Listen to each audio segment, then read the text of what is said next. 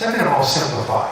Delegate, outsource, and eliminate all low-value, no-value tasks and activities in your life. Interesting about simplifying is in one test study in time management, they asked a group of managers, they put a line down the center of the page, what are the things that you do that are the most valuable things you do in your work? And they wrote them all down. There weren't very many. There's only about 2 or 3 things that you do that account for 90% of the value of everything you do. And one of the things that account for little value, and they wrote them all down. And there was a huge list. Drinking tea and talking with people and surfing the internet and going for lunch and chatting and having meetings and so on. So they said, now, using the 80-20, where do you spend your time?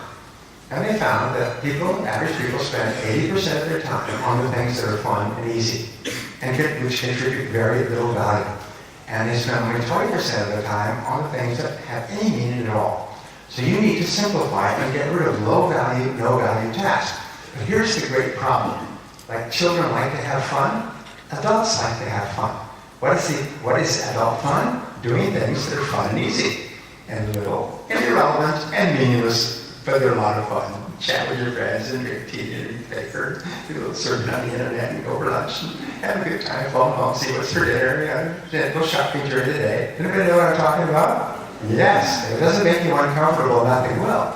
But if you ask a person, do you waste time? They say, absolutely not. Not me, I'm working all the time. So, well, let us follow you around with a camera and a clipboard for a couple of days to see what happens. You'll find that 50% of working time is wasted in idle activities that contribute nothing to work.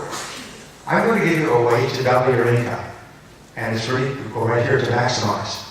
Maximize means determine your special talents, abilities, and strengths and focus on development to a higher level. Here's a way to double your income in maximizing. Is work all the time you work. Work all the time you work. When you work, work.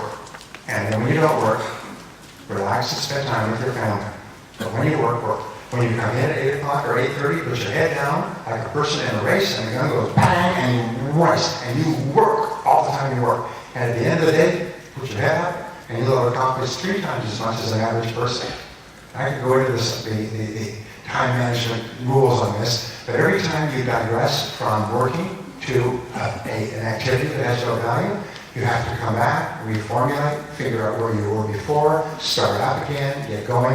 It takes 5 times the amount of time to do a job, and then you just start and stay with it till it's done 100%, as opposed to going away, coming back, going away, coming back. You can stretch out a 1-hour job to 5 hours of work, and no better quality in work. So just work all the time you work. Imagine that there's going to be a private survey done, and they're going to come into your company 1 year from now, and they're going to try to determine who the hardest worker in your business is. And they're going to ask everybody in your company who works the hardest in this company, and who works the second hardest, and who works the third hardest. Because here's what we have found. It's like a fart in an elevator. Everyone knows it's taking place. All right, excuse the expression. At work, everybody knows who the hardest worker is, and they know who number 2 is, and they know who number 3 is. So let's say that there's a contest going on, but the others don't know this contest is going on, and that they're doing this survey. Your job is to win. So at the end of the year, when the experts come in and do their time and motion studies, they will pick you. You are the hardest working person in this company, according to our surveys and our interviews with other people. And you are number 2, and you are number 3. Your job is to be number 1. Work all the time you work. And today, when we're having a little bit of reversal, what we have to do is we have to get down and we have to put working harder. We've got to not waste a single minute. We've got to put our head down and go for the goal, as we say. Can't mess around. And the fourth part is to multiply. Leverage yourself and your business with other people's customers, other people's knowledge, other people's abilities, other people's efforts, other people's money and resources.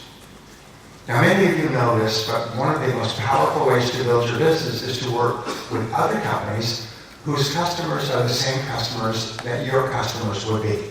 They sell different products to the same kind of people that you would like to sell to. And to enter into strategic alliances and joint ventures with them and help them or have them help you sell to their customers, and you help them sell to your customers. You'll find that collaboration, cooperation, teamwork, synergy, working together with other people who have customers who are similar to yours is one of the most powerful ways to multiply and leverage your business. So instead of trying to go out and get every customer yourself, ask what other businesses sell to the same people who would or could buy my product, and how can I work with them in such a way that it's to their advantage to introduce me to them. And I will do the same thing. I will introduce them to my customers because they have the same buying profile. And if you have a series of overlapping circles where you have 3 or 4 strategic alliances where you're helping them and they're helping you, you'll be astonished at how it can help your business. So multiplying yourself, leveraging yourself. One of the things that good business people do is they realize, I can't do everything, so therefore I'll hire somebody else who's really good to do this so I can do more of that.